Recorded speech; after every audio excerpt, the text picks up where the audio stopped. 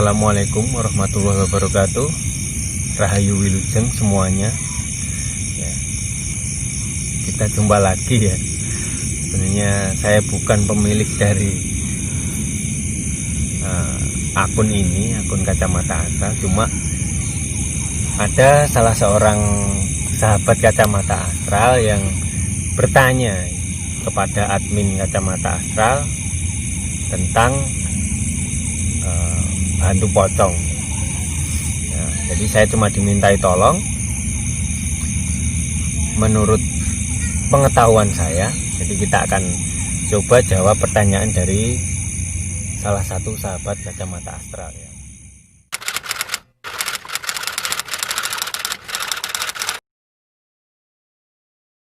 Seperti itu.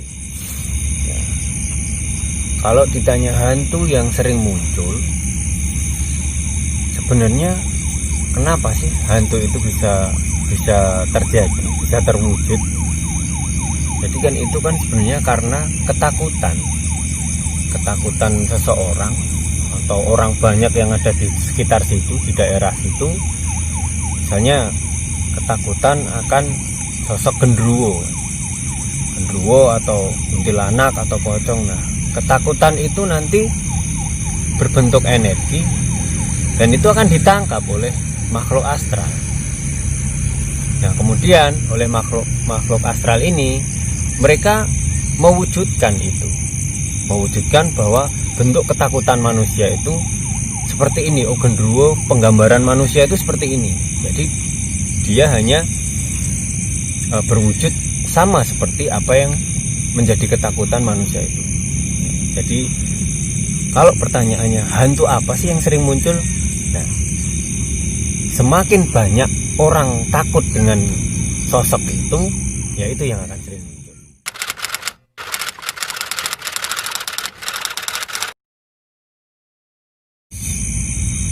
Kenapa pocong sering muncul? Jadi dari sekian pengalaman sahabat Kacamata Astral ya, kenapa sahabat Kacamata Astral itu sering melihat pocong? Nah, itu. Jadi menurut saya, kalau saya harus menjawab, ya karena umumnya masyarakat kita sebagai orang Islam, kan mayoritas kita ini orang Islam ya. Jadi orang Islam yang sudah meninggal itu dikafani berbentuk pocong. Nah, jadi itu kenapa sering muncul hantu pocong, ya karena itu ketakutan. Balik lagi ke awal tadi, ketakutan manusia masyarakat yang di sekitar situ akan kematian. Awalnya kan mereka takut kematian, terus setelah mati di masyarakat kita, masyarakat Jawa, nanti yang tidak tenang misalnya rohnya akan bergentayangan seperti itu. Nah, mereka melihat terakhir dari orang yang sudah meninggal itu kan dalam wujud kafan yang sudah dipocong itu tadi. Nah, mereka takut dengan wujud yang seperti itu. Kan kalau biasanya orang kan pakai baju, pakai setelan, pakai jas, pakai apa, kan ganteng, cakep. Tapi kalau saat orang sudah meninggal, di tradisi masyarakat kita sebagai orang Islam kan dipocong, dikafani dengan bentuk pocong seperti itu. Nah, itu yang menjadi dasar ketakutan orang-orang yang awalnya takut dengan kematian, terus takut dengan bentuk baju dari yang terakhir orang mati itu. Nah, disitulah jadi kenapa pocong itu terwujud. Mereka makhluk astral itu menangkap ketakutan manusia yang takut akan pocong itu. Jadilah itu. Jadi kenapa masyarakat kita atau teman-teman sahabat astral itu sering melihat sosok pocong? Ya karena itu.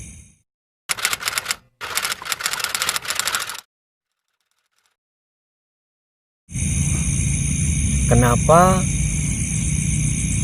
orang-orang itu takut pada pocong? Ini sebenarnya pertanyaan lucu ya. Kenapa orang-orang itu takut pada pocong? Jadi kan banyak sebenarnya hantu-hantu yang ada di masyarakat kita ya. Ada genderuwo, ada kuntilanak, ada wewe gombel. Jadi kenapa harus takut pada pocong? Mungkin di jawaban saya yang sebelumnya tadi, awalnya orang itu takut pada kematian ya. Pasti siapa orang yang nggak takut mati? Hanya segelintir orang ya. Si orang awam itu takut akan kematian. Nah, ketakutan akan kematian itu jadi salah kaprah. Jadi mereka takut setelah mati terus dipotong. Nah, itu mereka takut gitu. Dan itu kenapa menjadikan alam bawah sadar mereka bilang bahwa sosok pocong kita dipocong itu menakutkan. Padahal sebenarnya biasa aja, orang itu sunnah kan, dikafani, orang meninggal dimandikan, dikafani, karena itu kan pakaian yang netral ya, kalau saya bilang kan putih netral.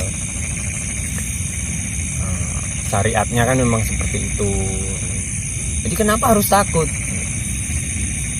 Yang kita takutkan dari kematian itu apa? Dari yang kita takutkan dari hantu pocong itu apa?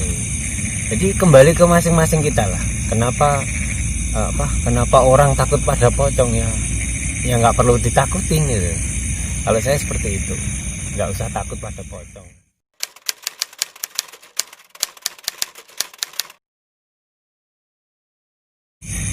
Pengalaman saya dengan pocong ya,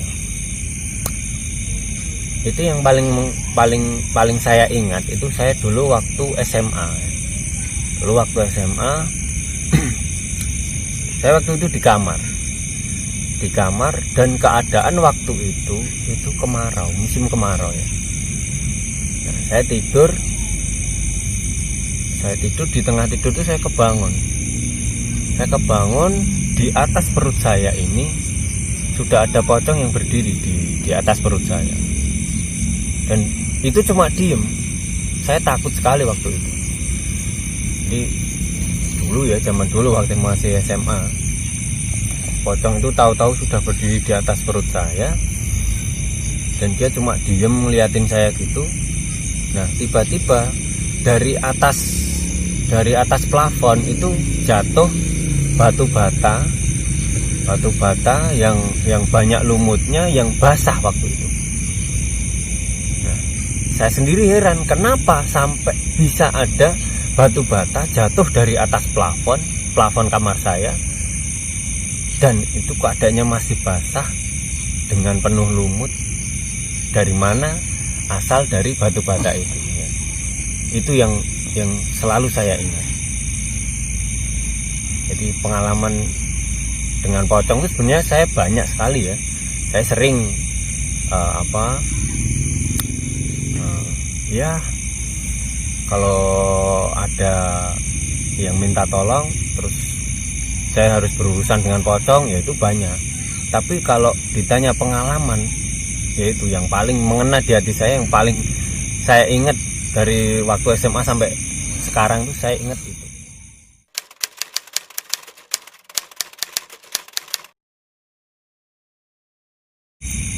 Pernah Mas ya, saya menjawab pernah, karena saya juga pernah dimintai tolong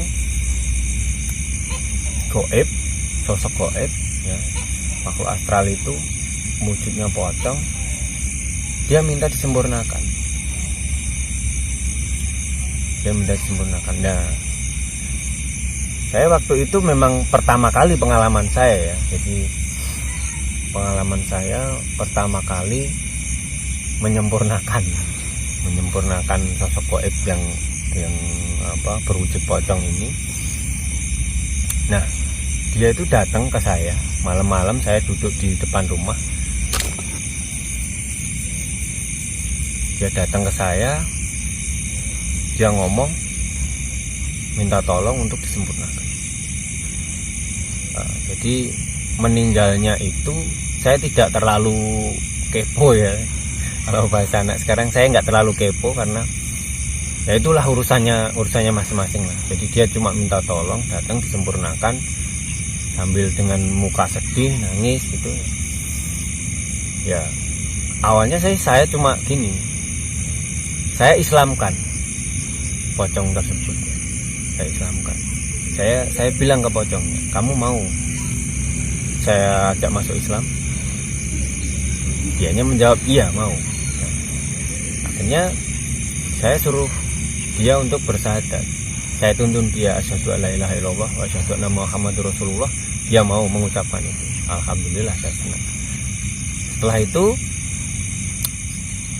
karena itu pengalaman pertama saya ya, jadi saya dulu itu bertanya, wah gimana ya cara menyempurnakan sosok pocong ini. Cuman ya karena banyak relasi, banyak teman juga dari dunia spiritual, jadi ya saya banyak tanya. Akhirnya oke, saya bacakan Al-Fatihah, saya hadiahkan Al-Fatihah untuk dia. Saya bacakan surat Al-Ikhlas, saya bacakan surat Al-Falaq, saya bacakan surat Anas. Saya kirimkan dia Al-Fatihah 10 kali. Alhamdulillah dia sudah bisa sempurna. Jadi mungkin ya ada kejadian luar biasa. Terkadang ada syarat tertentu dari untuk menyempurnakan pocong ini tadi. Konon kan ceritanya saya pernah juga ada pengalaman dari teman itu, katanya harus menggali kuburnya si pocong ini, si orang yang meninggal ini, terus di tali pocongnya itu dia dilepas ikatannya. Ada yang pengalaman yang seperti itu. Jadi nah, kalau waktu pengalaman saya yang waktu itu, jadi saya hanya syahadatkan, saya kirim Al-Fatihah, surat Al-Ikhlas, Al-Falaq, Anas, dan itu sudah sempurna. Gitu. Jadi mungkin ada perbedaan cara untuk menyempurnakan. Nah itu kan sendiri-sendiri, memang metodenya sendiri-sendiri. Tapi pas pengalaman saya waktu itu saya bisa.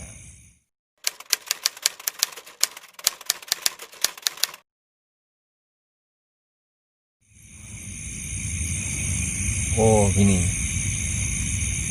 Mas, itu kan ada lagu Jawa yang kalau malam Jumat ahli kubur pulang ke rumah ya. Oh iya, saya tahu itu. Saya menjawab pertanyaan ini atas dasar logika pengetahuan saya. Jadi andaikan saya salah menjabarkan jawaban saya ini, wallahu alam, saya minta koreksi untuk menjadi pengalaman saya yang lain. Tapi kalau ada benarnya ya mudah-mudahan benar, itu memang mutlak milik Allah ya. Jadi gini, kalau ada malam Jumat ahli kubur pulang ke rumah, jadi yang pulang itu siapa? Siapa? Pertanyaannya kan itu dulu sebenarnya. Yang pulang itu siapa?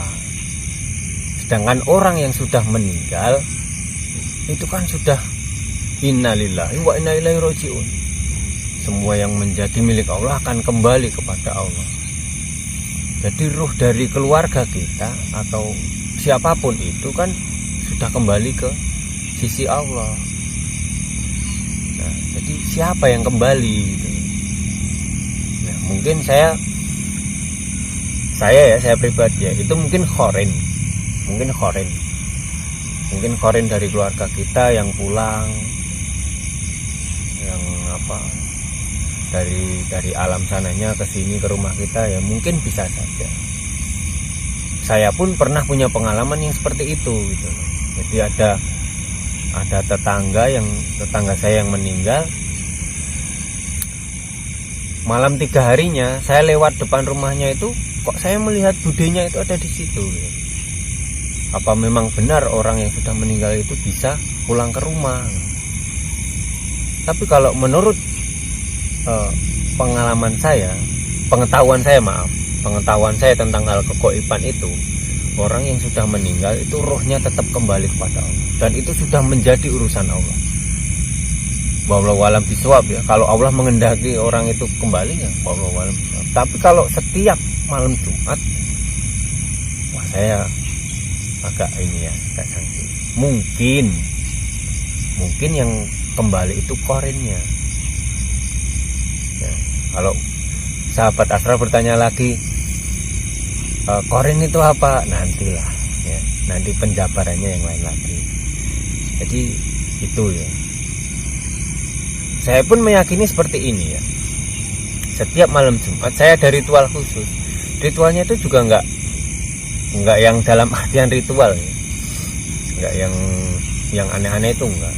Setiap malam Jumat itu saya tetap mengirim Al-Fatihah untuk Nabi Muhammad, untuk keluarga Nabi Muhammad, untuk ya bertawasul lah. Nah, di antara tawasul itu saya prioritaskan setiap malam Jumat itu memang untuk ahli waris saya yang sudah meninggal, keluarga-keluarga saya, eyang saya, adik kakak saya, budi saya. Jadi memang saya khususkan setiap malam Jumat itu mendoakan mereka. Jadi setiap malam Jumat saya ada ritual khusus itu, mendoakan mereka, memberikan Al-Fatihah, menghadiahkan Al-Fatihah, memohonkan ampun, baca surat Al-Ikhlas, Al-Falaq, Anas, ayat kursi, dan zikir-zikir yang lain. Jadi saya cuma memfokuskan itu ya mendoakan mereka, cuma itu aja ritualnya kalau saya. Yang penting kita kan berbaktinya kan seperti itu. Kita tidak boleh melupakan leluhur, karena tanpa beliau kita tidak mungkin ada. Jadi itu ya. Mudah-mudahan bisa memuaskan pertanyaan sahabat kacamata astral ya. Jadi hal seperti ini agak riskan soalnya. Kalau saya menjelaskan nanti pemahamannya lain, nanti kan bisa menyesatkan pemikiran, keyakinan bahkan. Jadi menurut saya jawaban saya itu, kalau saya salah, saya minta maaf.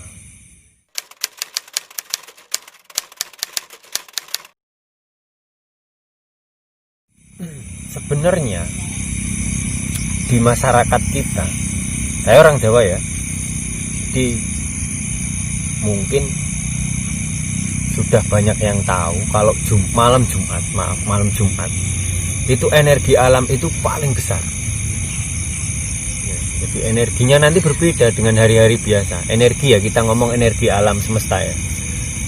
Energi alam semesta di malam Jumat itu berbeda dengan hari-hari yang lain gitu. Apalagi malam Anggoro Kasi, malam Jumat. Nah, jadi kenapa orang Jawa itu ritualnya, mungkin pertanyaannya ini sering ya. Jadi kalau ada orang Jawa keilmuan apa itu setiap ritual harus malam Jumat. Sebenarnya setiap hari itu sama saja, cuman kalau setiap malam Jumat itu energi alam semesta itu bagus sekali, berbeda dengan hari-hari biasa. Makanya kebanyakan orang memilih malam Jumat itu. Jadi kalau ada hubungannya dengan ahli kubur atau enggak, ya itu saya belum nemu saya belum nemu amalannya tentang itu, entah Al-Qur'annya atau hadisnya saya belum nemu. Tapi menurut pengetahuan saya sendiri, jadi maaf sekali lagi, ini pengetahuan saya sendiri kan, kenapa ada puasa Senin Kamis itu kan, kalau hari Kamis itu kan amal kita diserahkan ya kan, amal kita diserahkan ke Allah. Jadi dengan harapan mungkin kan orang meninggal itu kan terputus amalnya kecuali 3 ya. Ilmu yang bermanfaat, sedekah jariyah, dan anak soleh yang mau mendoakan orang tuanya. Jadi saat amal ini disampaikan ke Allah, si anak ini mendoakan orang tuanya yang sudah meninggal dengan harapan amal yang sudah tidak bisa dilakukan oleh orang tuanya, oleh keluarganya itu bisa dilaporkan ke Gusti Allah. Jadi menurut saya seperti itu.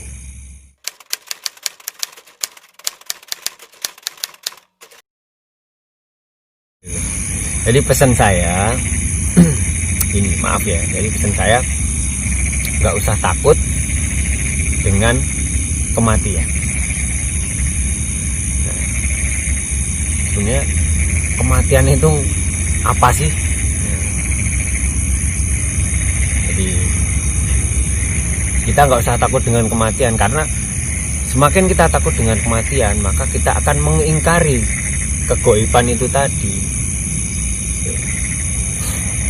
Jangan takut dengan hantu yang berlebihan. Itu. Jangan takut kematian, jangan takut dengan hantu yang berlebihan. Jadi kenapa saya bilang jangan takut kematian? Karena kematian, kehidupan, kematian, rezeki itu kan sebenarnya sudah ditulis. Kalau takdirnya kita mati seperti itu, seperti ini, ya karena kita nggak bisa milih. Sudah dituliskan oleh Allah, sudah dipilihkan oleh Allah jalannya sendiri, jalan kematian masing-masing orang itu. Jadi nggak usah takut lah, nggak usah terlalu takut. Wah, amalku kurang, ya kalau amal kita kurang, ya ayo kita sama-sama beramal kebaikan kan gitu. Jangan terlalu takut dengan hantu, karena apa? Semakin kita takut, energi kita yang terlepas ke alam semesta itu semakin ditangkap oleh mereka, dan itu akan terwujud menjadi apa yang kita takutkan. Mereka menangkap energi itu dan berwujud sama seperti apa yang kita takutkan. Kemudian apa ya tadi pertanyaannya? Nah ini aja berarti. Jangan takut kematian, jangan terlalu takut hantu dengan yang berlebihan. Terus apa tadi yang satunya tadi?